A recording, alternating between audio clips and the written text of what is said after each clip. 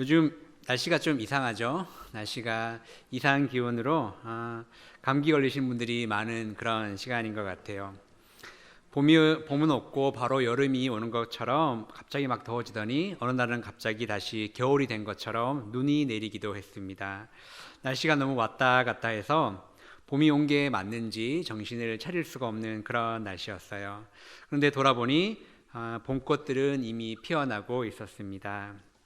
날씨가 변덕스러워서 봄이 온 것이 맞는가 의아해하고 있을 때 이미 농사를 준비하시는 농사꾼들께서는 벌써 씨 뿌릴 준비를 하고 있었습니다.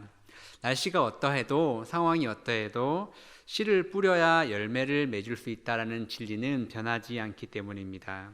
날씨가 혼란스럽고요. 나라도 좀 혼란스럽지만 우리 믿음의 사람들은 흔들리지 않고 말씀의 씨앗을 뿌려야 합니다. 오늘 뿌린 한 구절의 말씀의 씨앗이 언젠가는 큰 열매로 자라날 것을 믿기 때문입니다. 오늘 본문은 이사야서 55장입니다. 이사야 49장에서 57장 이 전체의 내용들은 택한 백성을 향하신 하나님의 구속과 회복에 대한 약속의 말씀을 기록하고 있습니다. 하나님께서는 이스라엘 백성들을 향하여서 구속과 회복의 말씀을 주시는 중에 그 내용 속에서 오늘 본문이 포함되어 있습니다. 오늘 본문은 별명이 있어요. 이사야 55장의 별명은 초청의 장입니다. 우리가 어딘가를 어떤 행사가 있을 때 초대하는 그 카드를 보내는 것처럼 오늘 55장의 별명은 초청의 장입니다. 하나님은 이스라엘의 구속과 회복을 원하십니다. 그래서 백성들이 거룩함으로 온전함으로 돌아올 것을 초대하고 있습니다. 하나님의 그 초대하는 마음이 잘 녹아있기 때문에 오늘 본문 55장을 초청의 장이라고 부르고 있습니다.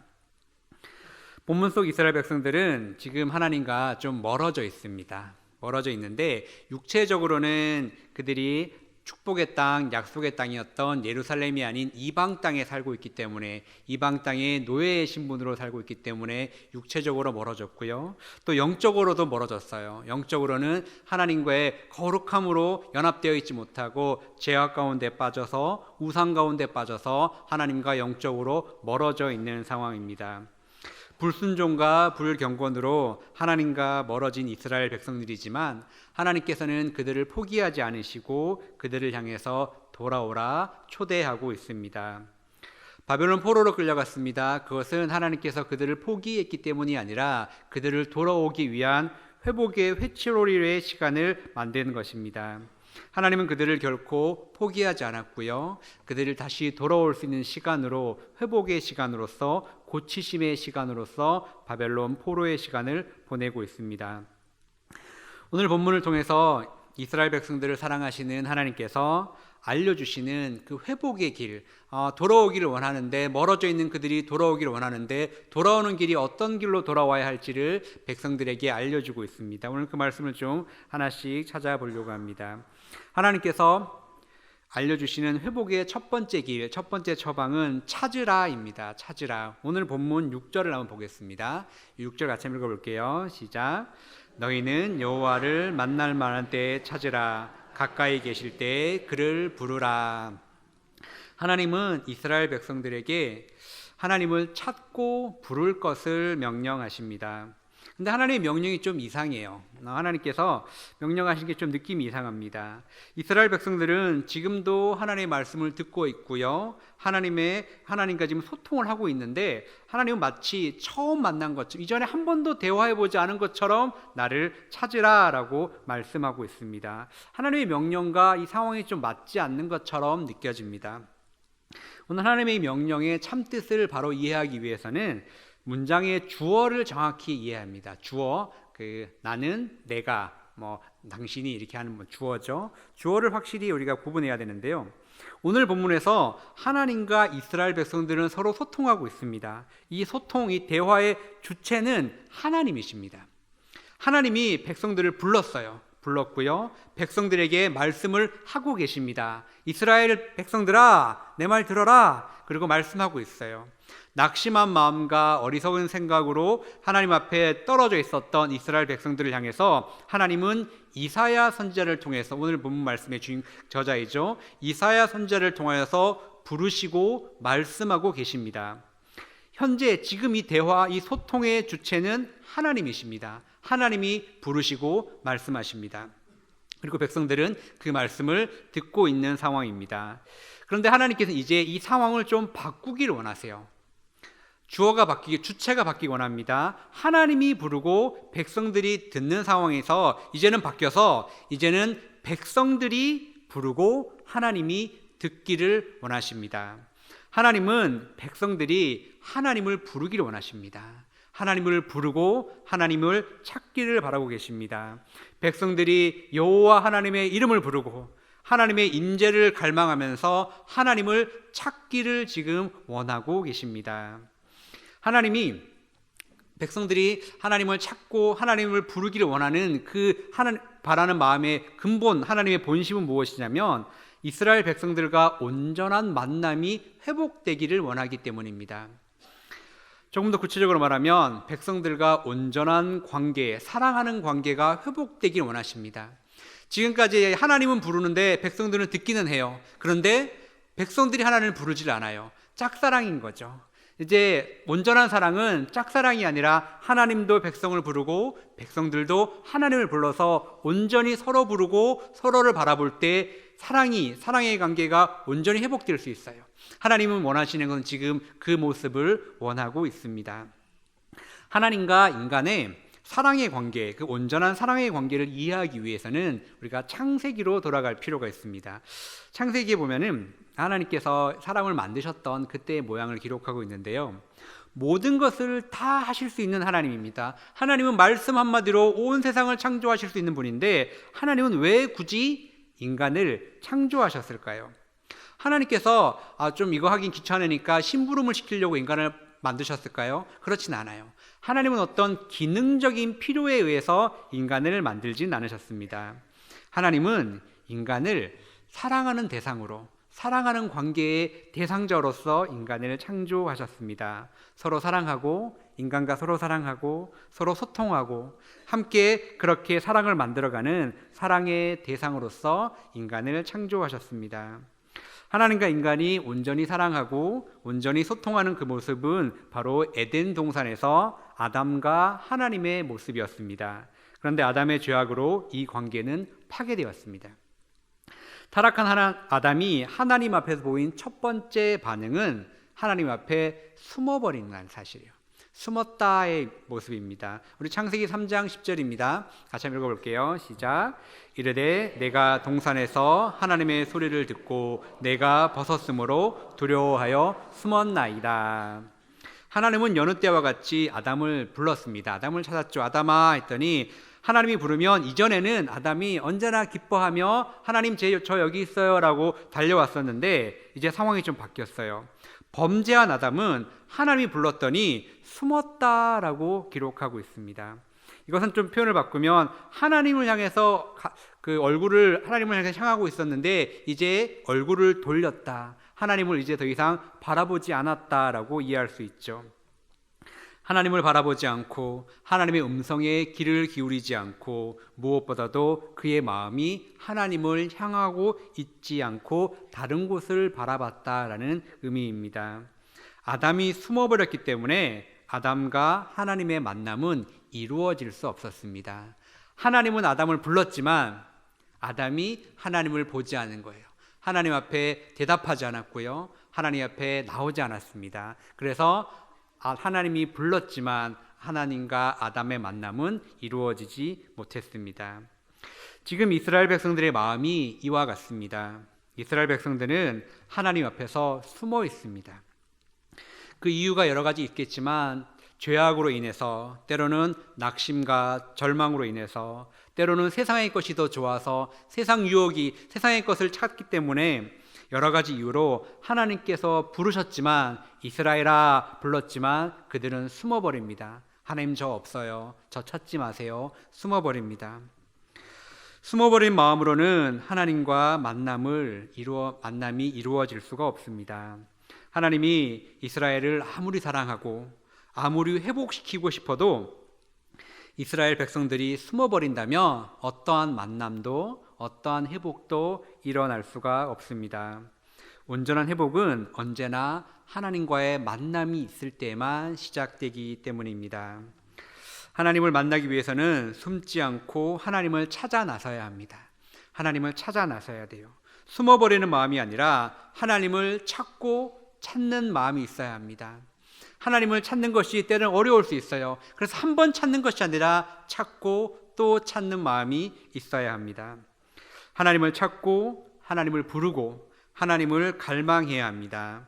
하나님을 만나기 위해서라면, 하나님을 볼 수 있기 위해서라면 내가 어떠한 대가를 지불할지언정, 시간을 드리고 때로는 재물을 드리고 때로는 마음을 드릴지언정 하나님을 내가 찾고자 하는 열망이 있어야 합니다. 그러할 때 우리는 하나님과의 온전한 만남을 경험할 수 있습니다. 하나님을 간절히 찾는 것이 어떤 모습인지를 우리에게 보여주는 한 여인의 모습이 있습니다. 우리 마가복음 7장 26절, 27절입니다. 함께 같이 읽어볼게요. 시작. 그 여자는 헬라인이요 스로보닉의 족속이라 자기 딸에게서 귀신 쫓아내 주시기를 간구하거늘 예수께서 이르시되 자녀로 먼저 배불리 먹게 할지니 자녀의 떡을 취하여 개들에게 던짐이 마땅치 아니하니라. 예수님의 치료의 손길을 소망하면서 찾아온 스로보닉의 여인입니다. 그런데 주님께서는 냉정하게 거절합니다. 냉정하게. 그냥 안 돼요 라고 거절한 것도 아니고 개에게는 줄 수 없다 라는 말씀으로 여인에게 큰 면박을 주십니다. 예수님의 이 냉정한 거절 앞에 여인이 보여진 모습을 우리는 기억해야 될 모습입니다. 7장 28절입니다. 읽어봅니다.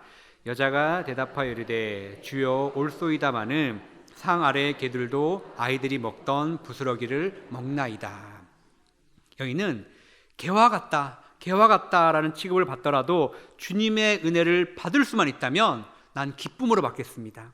내가 어떤 취급을 받든 내 감정, 내 기분이 지금 어떠하든지 간에 주님의 은혜를 누릴 수만 있다면, 하나님의 음성을 들을 수만 있다면, 하나님을 온전히 만날 수만 있다면 나는 그 무엇도 감수할 수 있다는 각오입니다. 하나님을 진정으로 찾고 하나님을 진실함으로 부르고 있는 모습이 바로 이 모습이라 할 수 있습니다. 하나님을 간절히 찾았던 그 여인은 끝내 삶의 문제가 해결되었습니다. 그리고 하나님을 만났고 그 영혼이 구원받는 은혜까지도 누리게 되었습니다. 하나님을 만나고 삶이 회복되기 위해서는 내가 하나님을 간절함으로 찾고 부를 수 있어야 합니다. 간절함으로 부르면 하나님은 반드시 응답하시고 반드시 찾아와서 만나 주십니다. 두 번째로 하나님이 우리에게 알려주시는 그 회복의 길은, 회복의 명령은 떠나라입니다. 떠나라. 우리 본문 7절입니다. 같이 한번 읽어볼게요. 시작.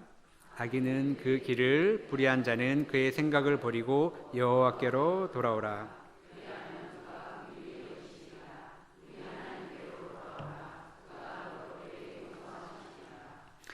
하나님은 백성들에게, 이스라엘 백성들에게 악인의 길과 불의한 자의 생각을 버리라라고 말씀하십니다. 어리석은 생각을 버리고 죄악된 삶을 떠나라고 말씀하십니다. 하나님을 만나고 영혼이 회복되는 생명의 역사가 있기 위해서는 반드시 그 이전에 버림과 떠남의 과정이 있어야 합니다. 버림과 떠남의 시간이 통과될 때 우리는 거룩하신 하나님을 만날 수 있습니다. 이스라엘 백성들은 하나님을 사랑했습니다. 이스라엘 백성들이 하나님은 없다, 우리 이 시대처럼 하나님, 신은 없어, 하나님은 없어, 이렇게 하나님을 부정한 적은 한 번도 없습니다. 하나님을 미워한 적도 없어요. 하나님 난 너무 싫어, 난 하나님 정말 싫어, 이렇게 하나님을 미워한 적도 없습니다. 그럼에도 하나님은 이스라엘 백성들을 심판하시고 책망하셨어요. 왜 그러셨을까요? 백성들이 하나님을 사랑했지만 동시에 우상도 사랑했고 죄악도 사랑했기 때문입니다. 하나님을 사랑하지 않아서가 아니라 하나님만을 사랑하지 않았기 때문에 하나님은 그들을 책망하십니다. 입술로는 하나님을 사랑한다고, 저 하나님 너무 사랑해요, 제가 하나님 찬양합니다, 하나님 높여드립니다라고 입술로는 고백하지만 그들의 발걸음은 살인의 자리, 음란의 자리, 우상의 자리로 달려가고 있었습니다. 죄악의 자리에 머물러서 죄악의 현장에서 죄악의 삶을 살아가면서 고백하는 하나님 사랑합니다라는 그 사랑의 고백을 하나님은 받지 않으셨습니다. 오히려 그 고백을 가증하다라고 말씀하십니다. 진정으로 거룩하신 하나님을 사랑한다면 죄악의 자리를 떠날 수 있어야 합니다. 진정한 영혼의 회복은 말로만 드리는 고백, 하나님 저 하나님 너무 사랑해요, 전 하나님이 제 삶에 제일 중요하죠, 이 드리는 입술의 고백만으로는 불가능합니다. 그 입술의 고백뿐만 아니라 죄악된 삶의 자리를 박차고 일어서는 결단이 있어야 합니다. 하나님, 제가 이제는 죄악을 떠나서 이제는 거룩하신 하나님을 만나러 가겠습니다라는 결단이 있어야 합니다. 하나님은 우리를 사랑하십니다. 그러나 우리가 죄악의 자리에 머물러 있다면 하나님의 크신 사랑의 은혜가 우리의 삶에서 찾아오셔서 역사할 수 없습니다. 하나님의 사랑의 빛이 비춰질지라도 우리가 죄악의 그늘 가운데 머물러 있다면 우리는 그 은혜를 누릴 수 없습니다. 때문에 우리는 그 자리를 박차고 일어나야 합니다. 이 대목에서 우리가 기억해야 될 중요한 영적인 원리가 있습니다. 당연하면서도 우리가 꼭 기억해야 될 원리입니다. 죄악의 자리를 박차고 떠나기 위해서는 나의 결단이 있어야 한다는 사실입니다. 누구의 결단이 있어야 합니까? 나의 결단이 있어야 합니다. 당연한 이야기 같지만 많은 사람들이 좀 다르게 생각하고 있습니다. 하나님께서 나를 사랑하시고 하나님께서는 모든 것을 하실 수 있으니까 내가 죄를 짓고 악한 삶을 살아갈지라도 나는 마음대로 살아가겠지만 하나님께서 때가 되면 나를 권능의 손으로 나를 인도하셔서 나를 들어서 생명과 회복으로 나를 인도해 주실 것이라고 생각합니다. 이것은 지극히 자기 합리화적인 착각입니다. 생명과 회복을 소망한다면 다른 누군가의 힘을 기대할 것이 아니라 나 스스로, 내가 직접 스스로 결단하여서 죄악의 자리를 박차고 떠나야 합니다. 내가 스스로 떠나야만 하는 이유는, 내가 스스로 떠나야만 회복될 수 있는 이유는 하나님이 능력이 없어서도 아니고요, 하나님이 나를 좀 덜 사랑해서도 아닙니다. 우리가 스스로 결단해야만 하는 이유는 스스로 결단할 때에만 온전한 거룩과 온전한 회복이 일어날 수 있기 때문입니다. 유명한 비유 말씀인데요, 누가복음 15장 11절에서 13절입니다. 우리 같이 한번 읽어볼게요. 시작. 또 이르시되 어떤 사람에게 두 아들이 있는데 그 둘째가 아버지에게 말하되 아버지여, 재산 중에서 내가 돌아올 분깃을 내게 주소서 하는지라. 아버지가 그 살림을 각각 나눠 주었더니 그 후 며칠이 안 되어 둘째 아들이 재물을 다 모아 가지고 먼 나라에 가 거기서 허랑방탕하여 그 재산을 낭비하더니. 아멘. 우리가 잘 알고 있는 탕자 비유입니다. 둘째 아들은 아버지의 유산을 미리 받았어요. 그리고 외국으로 떠납니다. 그곳에서 받은 돈으로 방탕하게 쓰고 재산을 다 잃어버립니다. 이제 다 잃어버려서 이제 거지 신세가 됩니다. 경제적으로는 파산했고요, 영적으로는 타락했습니다. 인생을 완전히 망쳐버린 폐인이 되어버린 아들은 이곳에서 굶어 죽느니 차라리 아버지께로 돌아가서 용서를 빌자 결심합니다. 그리고 돌아가기로 마음 먹죠. 우리 같은 15장 20절입니다. 같이 읽어볼게요. 시작. 이에 일어나서 아버지께로 돌아가니라. 아직도 거리가 먼데 아버지가 그를 보고 치근히 여겨 달려가 목을 안고 입을 맞추니. 아들이 고향 동네로 이제 그 동네 어귀로 들어서자마자 아직 거리가 먼데 아버지가 멀리서 아들을 알아봅니다. 그리고 아들을 알아보고 아버지가 달려가, 우리나라 말로 표현하면 버선발로 달려가서 아들을 알아보고 안아주십니다. 그런데 우리가 궁금한 게 있어요. 아들은 창피하니까 부끄러우니까 아버지 전화해서 저 오늘 갑니다, 맛있는 거 차려주세요 이러면 못했을 거예요. 그냥 말없이 슬그머니 지금 조용히 지금 오고 있는데, 아버지는 어떻게 미리 연락을 받지도 못했는데 동네 어귀에 들어오는 아들이 들어오자마자 아버지는 그 아들이 왔구나, 우리 아들이 왔구나 알아차리고 달려갈 수 있었던 것일까요? 그것은 아버지가 매일같이 사랑하는 아들이 돌아오기를 기다리며 동네 어귀를 바라보고 있었기 때문이야. 언제쯤 우리 아들이 돌아오려나, 오늘은 우리 아들이 돌아오려나 동구밖을 매일같이 바라보고 있다 보니 어느 날 우리 아들이 나타난 걸 보고 달려간 것이죠. 탕자와 아버지 이야기에서 우리가 주목해야 될 내용이 있습니다. 아버지는 부자였어요. 어느 시대나 부자는 영향력이 있고 힘이 있는 사람입니다. 부자였던 아버지가 사람을 풀어서 우리 둘째 아들이 도대체 어디서 뭐 하고 있는지 궁금하고 안타까운데 좀 어디서 있는지 좀 알아서 소식 좀 알아보면 좋겠다. 사람을 풀어서 둘째 아들 소식을 알아보려면 알 수 있었을까요? 없었을까요? 알 수 있었을 거예요. 아들이 어디서 뭐 하는지, 아들이 무슨 삶을 살고 있는지 알아보려면 알 수 있었습니다. 그리고 그 아들이 방탕하게 살고 있는 아들을 우리 집안 망신시키는구나, 이놈을 내가 잡아와야 되겠다. 사람을 시켜서 강제로 잡아오려면 얼마든지 잡아올 수 있었을 거예요. 더 이상 집안 망신시키는 걸 내가 볼 수 없다. 잡아오려면 얼마든지 잡아올 수 있었습니다. 그런데 아버지는 그렇게 하지 않습니다. 아버지가 한 일은 그저 매일같이 동네 입구를 바라보면서 아들이 돌아오기를 기다리신 것밖에 없습니다. 아버지는 아들이 돌아오기를, 회복되기를 원했습니다. 강제로 잡아오면은 몸은 데려올 수 있어요. 몸은 데려올 수 있지만 마음과 영혼은 함께 돌아올 수 없음을 알았기 때문에 아버지는 그렇게 하지 않습니다.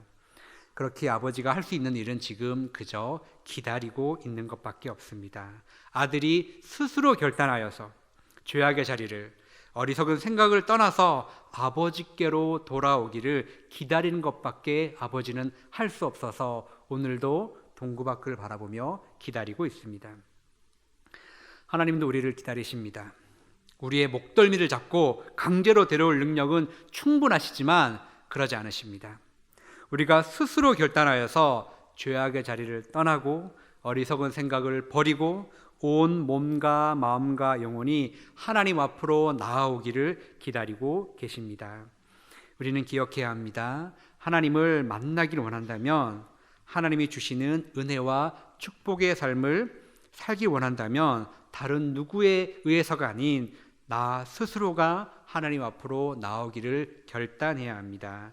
죄악의 자리, 어리석은 자리를, 악한 생각의 자리를 떠나서 스스로 떠나서 하나님 앞으로 나아와야만 합니다. 때문에 하나님은 오늘도 말씀을 통하여 우리를 향해서 돌아오라고 초청하고 계십니다. 회복으로 인도하는 하나님의 세 번째 처방은 말씀입니다. 말씀. 죄악에 빠져 삶의 중심을 잃어버린 백성, 고난의 삶 앞에서 좌절과 낙심 속에 허덕이고 있는 백성들을 향해서 하나님은 말씀으로 나아올 것을 인도하십니다. 하나님의 말씀에 회복의 능력이 있고요, 삶의 지혜가 있기 때문입니다. 인생의 어려움을 만난 사람들은 우리는 종종 하나님의 기적을 소망하는 경향이 있어요. 하나님의 기적. 내 삶에도, 내 삶이 지금 많이 어렵고 내 삶이 많이 힘드니까 내 삶에도 하늘에서 만나가 내렸으면 좋겠다. 내 삶에도 내 앞에 막혀져 있는 모든 문제가 홍해가 갈려듯이 홍해처럼 싹 갈라지면 좋겠다. 나를 괴롭히고 나를 힘들게 하는 저 힘센 저 사람, 골리앗 같은 저 사람, 하나님께서 저 골리앗을 그 물맷돌을 던져가지고 한 방에 쓰러뜨려 주시면 좋겠다. 우리 그런 생각을 할 때가 있어요. 그런 기적이 일어나면 정말 좋겠다. 강력한 기적이 내 삶에 일어나면 내 삶의 모든 문제가 다 풀려지고 내 영혼은 새 힘을 얻을 것 같고 내 인생은 마냥 행복해질 것 같은 생각을 합니다. 그러나 실상은 그렇지 않습니다. 기적은 한 가지 문제는 해결될 수 있겠죠. 당장의 결핍은 채워질 수 있어요. 그리고 당장의 내 감정은 시원해질 수 있겠죠. 문제가 팍 풀렸으니까 마음속에 큰 기쁨이 있을 수 있겠죠. 그러나 그것뿐입니다. 기적은 내 영혼의 문제를, 내 인생의 문제를 회복시켜 주지는 못합니다. 예수님의 수많은 기적을 경험했던 당시 유대인들이, 예수님의 그 기적을 눈앞에서 봤던 수많은 바리새인들이 끝내 영혼이 돌아오지 못했습니다. 우리의 영혼이, 우리의 생명의 문제가 회복되는 길은 오직 하나님의 말씀에만 있습니다. 오늘 본문 10절입니다. 우리 같이 한번 읽어볼게요. 시작. 이는 비와 눈이 하늘로부터 내려서 그리로 되돌아가지 아니하고 땅을 적셔서 소출이 나게 하며 싹이 나게 하며 파종하는 자에게 종자를 주며 먹는 자에게 양식을 줌과 같이. 말씀이 어떻게 작용하는지를 비가 내리는 비의 기능으로 하나님께서 설명해 주고 있습니다. 하늘에서 비가 내리면 땅을 적셔서 소출이 나게 하고요, 씨앗이 싹이 나게 합니다. 결국에는 음식이 필요한 자, 먹을 자에게 양식을 제공하게 됩니다. 비가 내리면 대지가 살아나고 씨앗이 성장하고 배고픈 자에게 양식이 필요한 자에게 먹을 것을 주는 생명의 역사가 일어난다라고 설명합니다. 우리 본문 당일하게 11절입니다. 읽어봅니다. 시작. 내 입에서 나가는 말도 이와 같이 헛되이 내게로 돌아오지 아니하고 나의 기뻐하는 뜻을 이루며 내가 보낸 일에 형통함이니라. 하나님의 말씀이 비가 그렇게 작용하는 것 같이 헛되이 돌아온 일이 없다는 거예요. 한 번 선포된 말씀, 하나님의 말씀이 선포되고 하나님의 말씀이 기억되고 그 말씀대로 살게 되면 반드시 하나님의 뜻, 하나님의 그 생명의 역사가 일어나게 된다는 뜻입니다. 말씀이 있는 곳에 죽을 자가 살아납니다. 절망이 소망으로 변화되고요, 슬픔이 변하여 기쁨이 됩니다. 깨어진 관계가 사랑과 연합으로 회복됩니다. 이것이 말씀의 능력입니다. 때문에 하나님은 지금 죄악과 좌절 가운데 허덕이고 있는 이스라엘 백성들을 향해서 말씀 앞으로 나올 것을 초청하고 있습니다.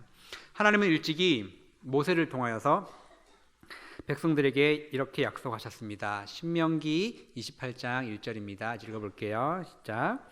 내가 내 하나님 여호와의 말씀을 삼가 듣고 내가 오늘 내게 명령하는 그의 모든 명령을 지켜 행하면 내 하나님 여호와께서 너를 세계 모든 민족 위에 뛰어나게 하실 것이라. 하나님은 하나님의 말씀을 잘 듣고 순종하면 그 인생을 회복시켜 주신다고 약속하셨는데요, 회복하셨을 뿐만 아니라 복을 주신다고 약속하십니다. 그냥 복이 아니라 모든 민족 위에 뛰어난 인생으로 만들어 주신다라고 약속하십니다. 죽음과 좌절에서, 고통과 슬픔에서 벗어나게 하실 뿐만 아니라 이제 그 인생을 더 높은 곳으로 들어 올려서 찬송과 영광이 충만한 인생으로 삼아 주시겠다라고 약속하십니다. 미국 보스턴에 있는 한 병원입니다. 지하병동에 한 소녀가 격리 수용되어 있습니다. 소녀는 마음의 문제가 심각하여서 심한 정신병을 앓고 있었습니다. 사람들이 다가오면 괴성을 지르고 사납게 독설을 퍼부었습니다. 의사들은 온갖 노력을 기울였지만 결국 회복 불가능이라는 진단을 내렸습니다. 부모도 아이를 포기해버리고 이제는 더 이상 면회조차 오지 않습니다. 그 누구도 소녀에게 관심을 보이지 않고 있습니다. 회복 불가능이라는 낙인을 찍힌 이 아이에게는 어떠한 소망도 없어 보입니다. 가능성이 전혀 없던 이 소녀에게 변화가 시작되었습니다.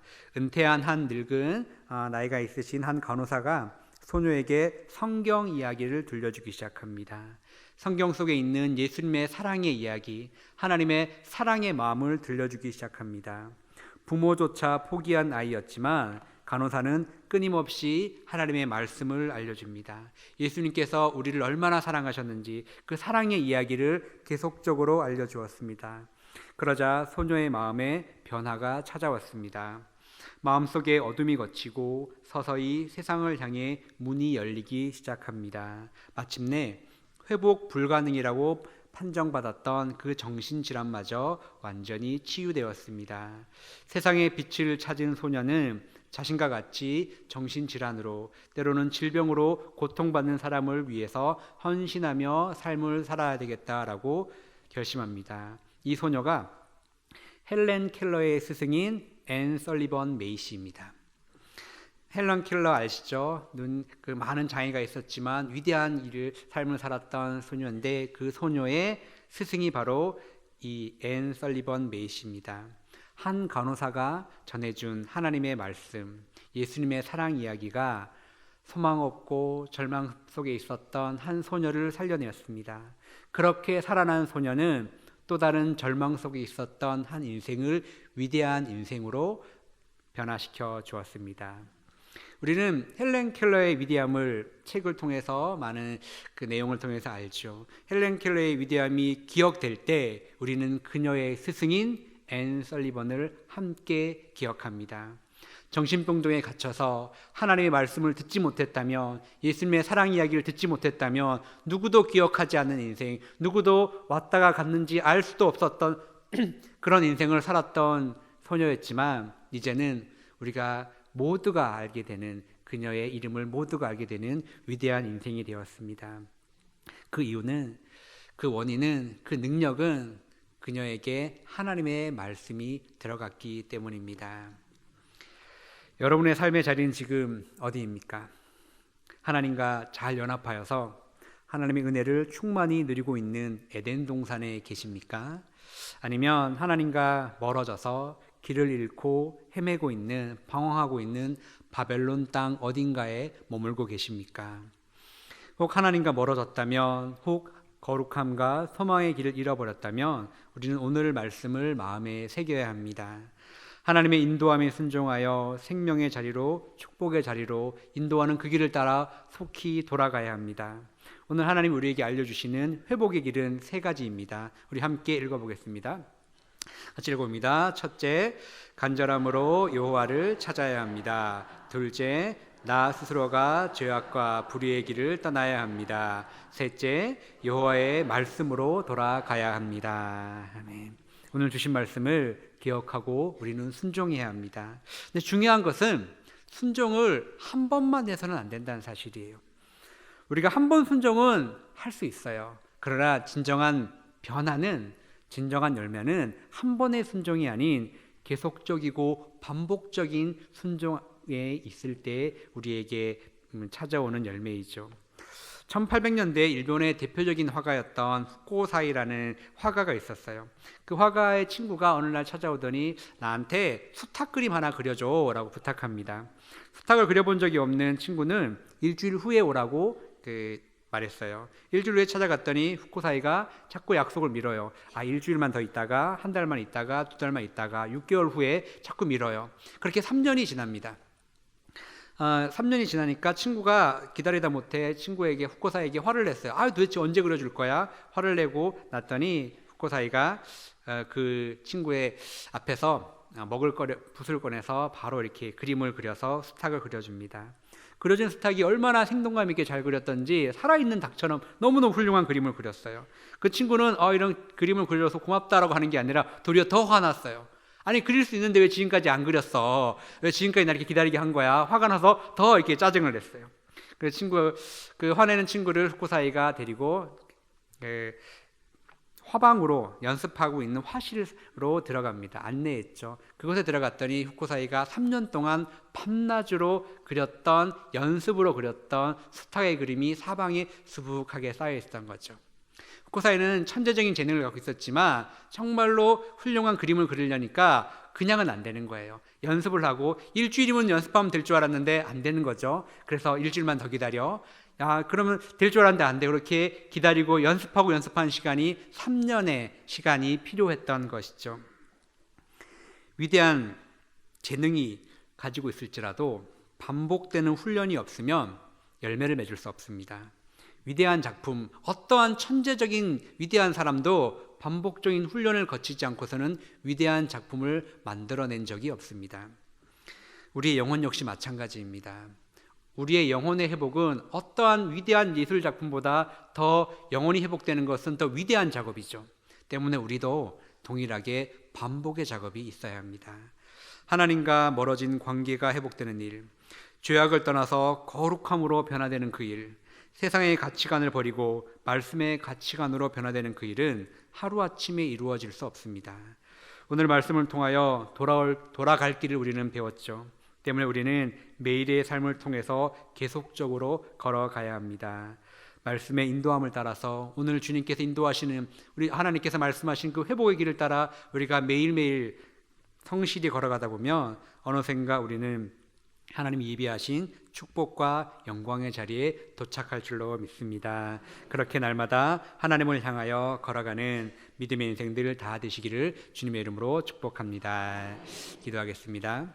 하나님, 오늘도 저에게 귀한 생명의 말씀 허락하여 주시니 감사합니다. 하나님, 저희들은 연약하여서 날마다 쓰러지고 날마다 길을 잃어버리는 연약한 존재들이오니 하나님, 저희들이 하나님께로 다시 돌아가게 하여 주옵소서. 오늘 주신 말씀을 기억하여서 하나님 인도하는 그 회복의 길 가운데로 나아갈 수 있는 저희들 되게 하여 주옵소서. 죄악의 자리를 결단하여 떠나는 저희들 되게 하여 주시옵시고, 언제나 말씀의 인도함대로 순종하는 저희들 되게 하여 주옵소서. 그러한 말미암아 마침내 이스라엘 백성들이 하나님 품에 안겼던 것처럼 저희들이 언제나 하나님 품 안에 하나님 주시는 축복의 자리 가운데 살아갈 수 있는 복된 인생들 다 되게 하여 주시옵소서. 오늘도 귀한 예물 주님 앞에 올려드리는 손길 기억하여 주시옵소서. 하나님이 드린 손길마다 하나님 함께 하셔서 하나님의 축복이 그 손길에 충만케 하여 주시옵시고, 그 10년 가운데는 하나님 주신 은혜와 감사가 날마다 넘쳐나게 하여 주시옵소서.